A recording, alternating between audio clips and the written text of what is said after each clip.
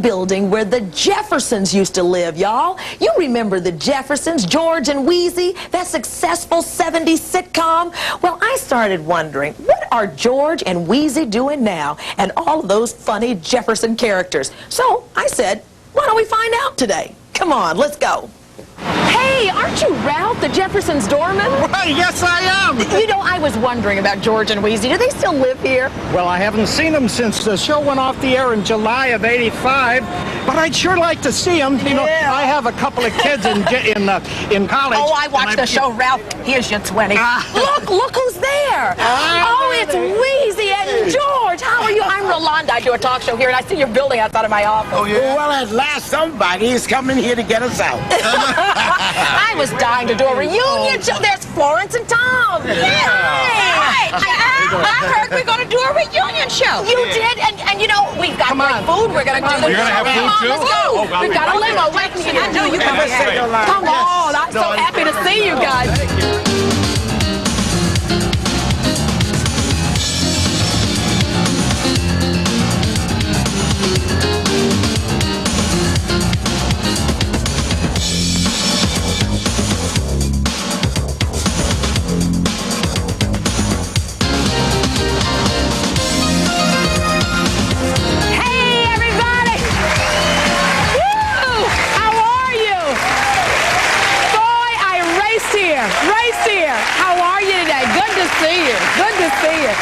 Listen, how many people in here actually remember the Jeffersons? How many folks? Let me hear. I know everybody.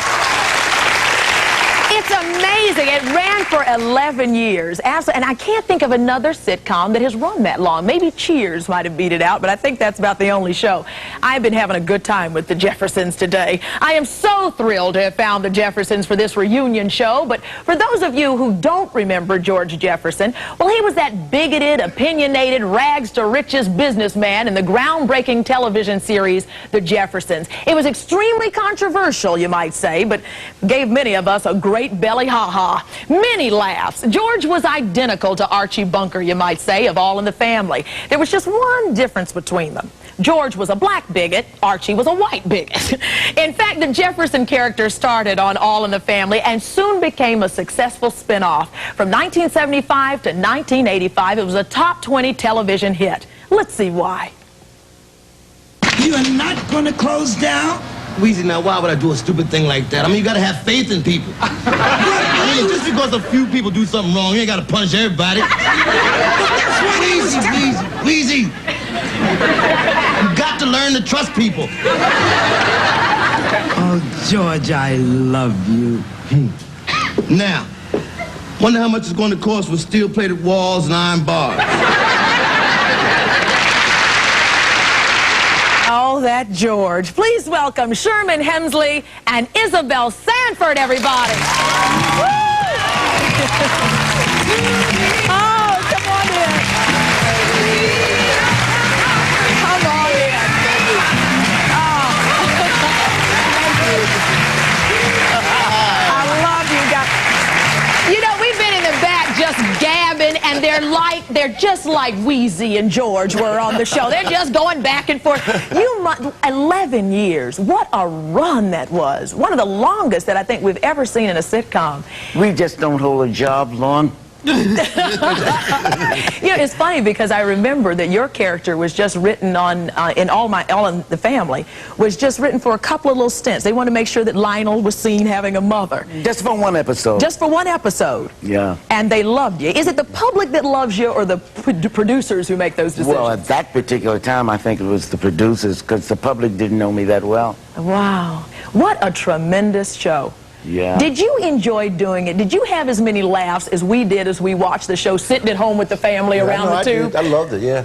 Every Wednesday when we read the script, we are dying laughing. Fresh script every Wednesday. Great writers. Yeah, you seem a little mischievous. You know, what I got to know of you today, you seem a little me. I just came out of the makeup room. He said, when are you going to get your makeup on? Oh, no. He always does that to me. When are you going into makeup? I would think that as characters, when you play a role together as husband and wife for that long, there's got to be some kind of union, some kind of bond that happens between you. Can you tell me a bit about your relationship off screen? Well, it seems like now we are really married, because every time we turn around, we're doing something together. I keep thinking they're trying to make, because we are called as guests together on different shows, Abbott and Costello, I'm trying to make another. I said we're a team together, like a comic team. Yeah. You know? And what were some of the things you had to really adjust to? Because you're two very big personalities. What's the toughest thing about working with Isabel? I really can't. There was no problems. The toughest thing? I mean, what's not to love? Oh, come on. Surely there was something. Did you ever have any problems backstage, or was it all one big happy family? She's always complaining about me eating all the time, right? Chewing. Whenever we had food scene, you know, with food, they always have to come. What do you want to eat, Sherman? What do you want to eat? Because he really eats. You really? He really eats, yeah. You were the only one in the cast who actually won an Emmy, is that right? Yes. Yes, and then nominated 3 years thereafter. I was almost like Susan Lucci. True. I want that Emmy! I mean, they kept I almost didn't show up that time. I said, why? I mean, I'm nominated, and that nonsense about I'd rather be nominated. I love to be nominated is just, well... In other words, she wanted to win.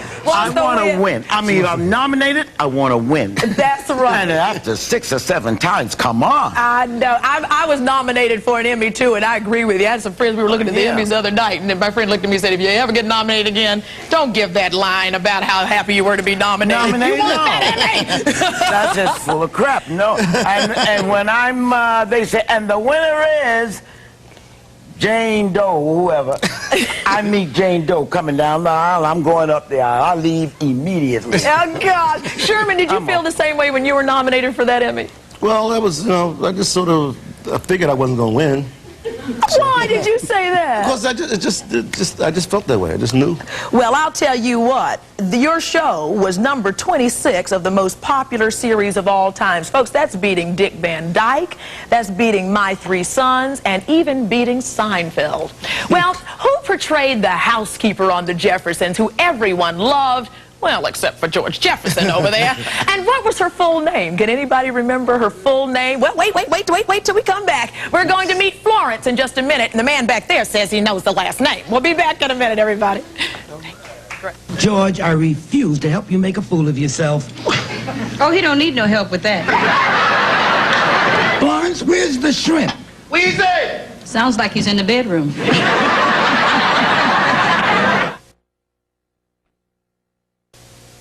Do you folks mind if I ask you something? No, go right ahead. You live in this apartment, right? Uh-huh. And you got an apartment in this building, too? Yes, that's right. Well, how come we overcame and nobody told me? The queen of the one-liners, honey. She always had me in stitches. It's the Jeffersons reunion today on Rolanda. We've been speaking to Sherman Hemsley and Isabel Sanford, who were Wheezy and George in the 11-year running wonderful, wonderful sitcom, The Jeffersons. Now we're going to talk about Florence. Now, her part was very small, but she soon became a very integral character in the series. When you think of The Jeffersons, you can't forget those one-liners by Florence like we just saw. She was the Jeffersons' maid. And somebody up here said you could this was the trivia question of the day. Come on, this gentleman stood up and said, I know the full name. What was her full name? Florence Johnston. Florence Johnston. You know something? You're right. So why don't you say, please welcome Marla Gibbs. That's her real name. Please welcome Marla Gibbs. Come on out. Thank you, sir.